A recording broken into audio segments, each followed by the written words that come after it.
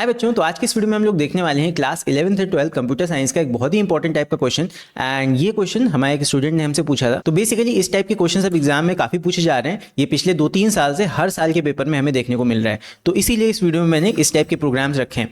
तो इस वीडियो में हम देखने वाले हैं कंप्यूटर साइंस। अब ये 11th एंड 12th दोनों के लिए एप्लीकेबल है, because 11th-12th class computer science में दोनों में ही ऐसे क्वेश्चन तुम्हें देखने को मिलेंगे हमेशा। अब यहाँ पे कंप्लीट द कोड नाम से एक क्वेश्चन आता है और ये क्वेश्चन जनरली ये तुम्हारा 3 मार्क्स का होता है। तो अगर इसको करने का तुम सीख लेते हो तो 3 मार्क्स में पक्के हो जाएंगे। और यहाँ पे होता क्या है कि तुम्हें एक इनकम्प्लीट कोड दिया होता है। इनकम्प्लीट कोड का मतलब यहाँ पे कोड दिया होगा, उसमें कुछ ब्लैंक्स दिए होंगे, कुछ जगह क्वेश्चन मार्क होगा। और क्वेश्चन मार्क में 1 2 3 ऐसे 3 जगह ऐसे ब्लैंक होता है, 3 जगह ऐसे क्वेश्चन मार्क होगा और कोड ऐसे बना हुआ होगा। तो होता क्या है कि यहाँ पे तुम्हें पहले तो कोड को समझना होगा कि कोड किस बारे में, उसको समझो, राइट। और उसके बाद में जो ये ब्लैंक स्पेसेस है वहां पे तुम्हें क्या चीज फिल करनी है, क्या चीज वहां पे भरोगे कि कोड तुम्हारा सही से काम करे, ये तुम्हें आंसर में लिख देना होता है। और बस इतना करके तुम्हें 1 2 3 मार्क्स मिल जाएंगे। जनरली तुम्हारा 3 मार्क्स का आता है, हो सकता है 2 ही ब्लैंक हो सकता है 4 ब्लैंक हो, तो ब्लैंक की संख्या घट बढ़ सकती है। लेकिन मेन चीज यहां पे क्या आ जाती है कि तुम्हें कोड को पहले समझना पड़ेगा। बच्चे पूछते हैं कि सर ये क्वेश्चन कैसे करें, तो मेरा सिंपल सा देखो यही फंडा रहता है दैट कंप्यूटर्स में, चाहे तुम 9th-10th में कंप्यूटर्स की बात करो या फिर 11th-12th में कंप्यूटर्स की बात करो, यहाँ पे थ्योरी पार्ट बहुत कम होता है। देखो 10th में तो नाम मात्र की थ्योरी रहती है, कह सकते हो 5% थ्योरी है, बाकी सारा का सारा 95% इज ऑल अबाउट प्रोग्रामिंग। अच्छा 12th में या 11th-12th की अगर हम बात करें, ये 9th-10th दोनों का मैंने बताया, ठीक है। और अगर 11th-12th की हम बात करें, सो 11th-12th में थोड़ा सा तुम्हारा सॉफ्टवेयर हार्डवेयर का पार्ट बढ़ जाता है, जहाँ पे थ्योरी पार्ट भी तुम पढ़ते हो। तो यहाँ पे थोड़ा सा मैं कह सकता हूँ हाँ 50-50 रहता है। और 50% या 50 क्या 40% मैं कहूंगा, 40% तुम्हारा थ्योरी पार्ट रहता है, क्योंकि सेक्शन ए में भी मोस्टली प्रोग्रामिंग के टॉपिक्स पूछे जाते हैं। और 60% तुम्हारा प्रोग्रामिंग का रहता है। अब यहाँ पे प्रोग्रामिंग का मतलब सिर्फ ये नहीं कि प्रोग्राम बनाने के लिए, प्रोग्रामिंग का मतलब आउटपुट क्वेश्चंस हो गए, जैसे कि तुम्हारा फिल इन द कोड। अगर तुम्हें प्रोग्रामिंग नहीं आती होगी तो ऑब्वियसली तुम इसको समझ के नहीं कर पाओगे, बिकॉज ये जो कोड कंप्लीशन वाला क्वेश्चन होता है, इसमें जो भी कोड तुम्हें दिया होगा, जैसे मान लो फॉर एग्जाम्पल रिवर्स नंबर का क्वेश्चन आ गया जहां पे तुम्हें फिल इन द गैप्स करना है। तो अगर तुम्हें फिल इन द गैप्स वाला क्वेश्चन नहीं आता होगा, मतलब प्रोग्राम का लॉजिक तुम्हें नहीं आता होगा रिवर्स वाला, तो ऑब्वियसली तुम इसको डायरेक्टली नहीं कर पाओगे, राइट। तो तुम्हें रिवर्स करना पहले आना चाहिए, तब इसको तुम अटेम्प्ट कर पाओगे या सॉल्व कर पाओगे। उसी तरह मान लो किसी और प्रोग्राम का कोड कंप्लीशन आ जाता है, तो पहले तो उस कोड को समझो कि वहां पे वो कर क्या रहा है, तभी तो तुम अपना वहां पे fill in the blank input कर पाओगे। तो हमारे एक सब्सक्राइबर ने हमें एक क्वेश्चन भेजा था, तो चलो भी उसको सॉल्व करते हैं और मैं इसको समझाता हूं कि ऐसे क्वेश्चन को किस तरह अटेम्प्ट किया जाता है। सो ये रहा हमारा क्वेश्चन जो हमारे स्टूडेंट ने हमें सेंड किया है, पढ़ते हैं इसको। तो यहाँ पे है the following member function of some class which reverse the argument num and stores in REVS। तो यहाँ पे रिवर्स हमारा क्या है, फंक्शन है, it is function of some class. And ये क्या करेगा, ये नम को रिवर्स कर देगा और किसमें स्टोर कर देगा, REVS वेरिएबल में, राइट। तो रिवर्स करने का बेसिकली ये लॉजिक है। So the modulus operator is restricted. अब देखो यहाँ पे क्या है कि मॉडुलस, एक यहाँ पे जो ऑपरेटर होता है, मॉड वाला जो ऑपरेटर का हम यूज करते हैं, भाई डिजिट निकालने के लिए क्या करते हो, D is equal to num mod 10 करके तुम ऐसे निकाल लेते हो अपना लास्ट वाला डिजिट, राइट। तो इन्होंने क्या कहा है, the modulus operator is restricted for the extraction of digits. अब देखो यहाँ पे इन्होंने एक यहाँ पे तुम्हें कंडीशन लगा दिया कि तुम्हें मॉड का यूज नहीं करना है, इसका यूज इन्होंने बहिष्कार कर दिया इसका। फिर आगे क्या है, there are 3 places of the code in the code marked by 1 2 and 3। तो 3 यहाँ पे ब्लैंक्स है, यानी कि 3 मार्क्स तुम्हें इससे मिलेंगे, ठीक है। आगे पढ़ते हैं, which must be replaced by statement और expression so that the program codes works correctly. तो यहाँ पे तुम्हें कोड कंप्लीशन करना है, यहाँ पे कुछ ऐसी चीजें तुम्हें लिखनी है क्वेश्चन मार्क की जगह, जिससे ये कोड तुम्हारा सही से काम करे। अब यहाँ एक चीज तुमको समझ में आनी चाहिए दैट तुम्हें जब रिवर्स करोगे तो डिजिट निकालने के लिए ये वाला काम नहीं कर सकते। क्यों? बिकॉज यहाँ पे उन्होंने परसेंटेज ऑपरेटर का यूज उन्होंने मना कर दिया है, तो उनका क्वेश्चन उनकी चॉइस। तो यहाँ पे तुम्हें क्या करना होगा, रिवर्स करना होगा विदाउट यूजिंग मॉड ऑपरेटर। तो कैसे करेंगे जरा इसको देखते हैं। अब यहाँ पे हमें पूरा प्रोग्राम नहीं बनाना, कोड हमें ऑलरेडी दिया हुआ है, राइट। और कोड में ही हमें समझना है कि क्या यहाँ पे चेंजेस होंगे। तो देखो सबसे पहले है वॉइड रिवर्स, तो ये तो फंक्शन हो गया, और इसके अंदर जो हमारा आर्ग्यूमेंट आया है वो है नम। इसी नम को हमें रिवर्स करना है, समझते हैं इसको। अब मान लो फॉर एग्जाम्पल नम में आ गया 1 2 3, तो तुम्हें क्या करना होगा, नम को ही रिवर्स करना होगा, राइट। कैसे करोगे इसको देखते हैं।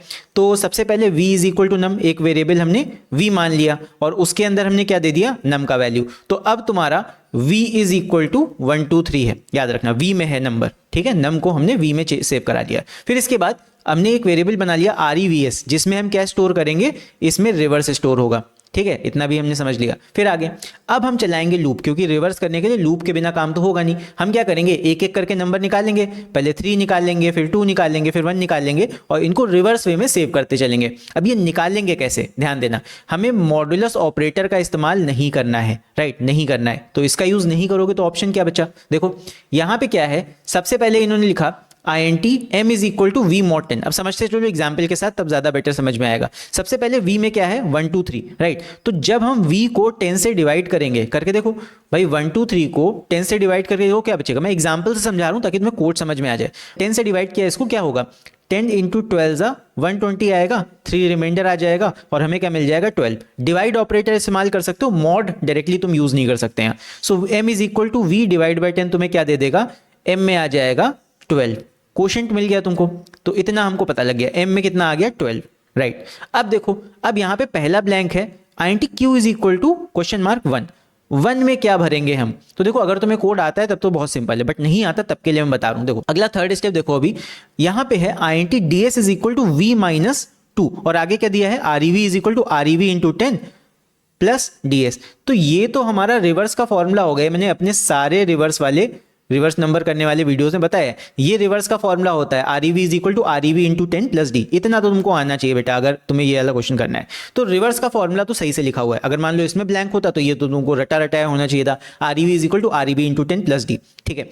अब देखो रिवर्स जो तुम कर रहे हो उसमें ये जो पार्ट होता है ये क्या होता है, it is the last digit, right. इससे समझो, बैक ट्रैक करके समझेंगे। ये है लास्ट डिजिट, तुम्हें लास्ट डिजिट इसमें जोड़ना है। अब लास्ट डिजिट ये जो ds है ये कैसे आएगा तुम्हारे पास, तुम इसमें दिमाग लगाओ। देखो सबसे पहले v में तुम्हारा कितना है, v में है 1 2 3 और m में कितना है, m में है 1 2, राइट। तो इन दोनों का इस्तेमाल करके, m और v का इस्तेमाल करके कैसे तुम लास्ट डिजिट 3 निकाल सकते हो। एक तरीका है, हम क्या करें, अगर हम m में मल्टीप्लाई कर दें 10 से तो ये क्या बन जाएगा, ये हो जाएगा 120। और अगर v में से 120 को हम माइनस कर दें तो क्या मिलेगा, हमें 3 मिल जाएगा। सोच के देखो क्या मिल गया, it is the last digit ds।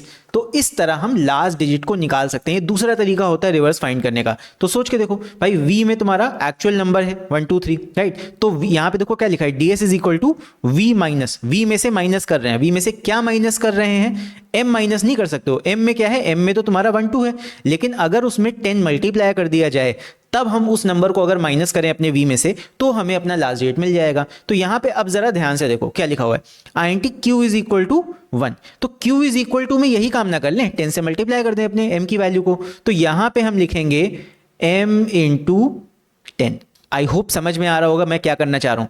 मैंने m का वैल्यू निकाला, v डिवाइड बाय 10 किया, कोशेंट मिल गया हमको। अब यहाँ पे कोशेंट में 10 से मल्टीप्लाई करके हम q में भेज देंगे। अब हमें 10 मल्टीप्लाइड नंबर मिल गया, यानी कि लगभग 120 मिल गया यहाँ पे। अब ये 120 मिल गया, अब क्या करोगे, इसको एक्चुअल v में से माइनस कर दो। तो ds is equal to v minus क्या करना है, v माइनस q करना है। 2 की जगह q लिख दो, हो गया काम। v माइनस q जब करेंगे, ये v है और ये q हो गया है। एग्जाम्पल समझते चलो, v 1 2 3 है, q ये 120 है, ये माइनस कर देंगे v में से, क्या मिल जाएगा, लास्ट डिजिट ds। और उसके बाद फॉर्मूला लगा दिया, REV is equal to REV into 10 plus ds, हो गया काम। फिर उसके बाद लास्ट में क्या है, v इज इक्वल टू 3। अब क्या करना है, लास्ट में देखो डिजिट तुमने निकाल लिया लास्ट वाला, ठीक है वो सब सही है, लेकिन जो v का वैल्यू है अगली बार के लिए कंडीशन देखो v के लिए चेक कर रहे हो, तो अगर v को चेंज ही नहीं करोगे तो ये तो इनफाइनाइट टाइम चलता जाएगा।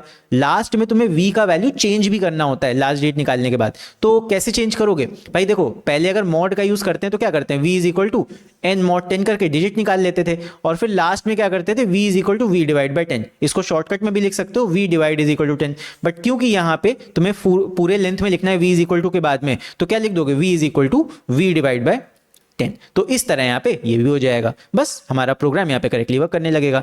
तो यहाँ पे इसको आंसर कैसे करना होगा देख लो। फर्स्ट की जगह तुमने क्या लिखा है, m इंटू 10। तो यहाँ जैसे क्वेश्चन बोला गया है व्हाट इज द एक्सप्रेशन और स्टेटमेंट एट 1, तो 1 पे क्या स्टेटमेंट लिखा है, वो m इंटू 10, ये पूरा तुम्हें लिखना होगा विदाउट सेमीकोलन। तो 1 पे तुम्हें लिखना है m इंटू 10, 1 मार्क्स जेब में आ गया। फिर उसके बाद सेकेंड यहाँ पे है ds is equal to v minus 2 की जगह क्या लिखना है, 2 की जगह लिखना है q, यहाँ पे दूसरा मार्क्स भी हमारी जेब में आ गया। थर्ड है v is equal to v divide by 10। तो पूरा स्टेटमेंट नहीं लिखना है, सिर्फ 3 की जगह पे क्या लिख रहे हो, v डिवाइड बाई 10। तो बस यहाँ पे लिख देंगे v divide by 10 and again तीसरा मार्क्स भी हमें पॉकेट में आ गया। तो बस ये 3 मार्क्स का क्वेश्चन था, अगर इतना तुम कर दोगे तो पूरे के पूरे 3 मार्क्स तुम्हारी जेब में आ जाएंगे। तो बस इस तरह ऐसे क्वेश्चन को करते हैं। अब यहाँ पे मैं एक और क्वेश्चन तुम लोग को दे रहा हूँ, ये क्वेश्चन तुम लोग रीड करो एंड इसका आंसर मुझे कमेंट्स में लिख के जरूर से बताना। यहाँ पे 3 ब्लैंक्स हैं 1 2 एंड 3 एंड इसको सॉल्व करके देखो। ये लास्ट ईयर तुम्हारा इंप्रूवमेंट क्वेश्चन पेपर का क्वेश्चन है एंड अगर नहीं कर पाओगे तो इसको भी मैं सॉल्व करा दूंगा। अगर तुम लोग class 11th and 12th computer science का कोर्स लेना चाहते हो, मतलब सारे के सारे चैप्टर्स, सारे के सारे वीडियो, सारे के सारे प्रोग्राम्स देखना चाहते हो, तो उसके लिए तुम एम्पलीफाई लर्निंग ऐप को डाउनलोड कर सकते हो गूगल प्ले स्टोर से, या फिर हमारी वेबसाइट विजिट कर सकते हो amplifylearning.in, जहां पे class 11th and class 12th computers के कोर्सेज हैं जिन्हें तुम बाय कर सकते हो, सारे लेसन को वहां पे देख सकते हो। सो फिलहाल के लिए भी वीडियो में इतना ही एंड इसके बाद हम लोग मिलते हैं अगले वीडियो में। तब तक के लिए take care, see you, bye bye.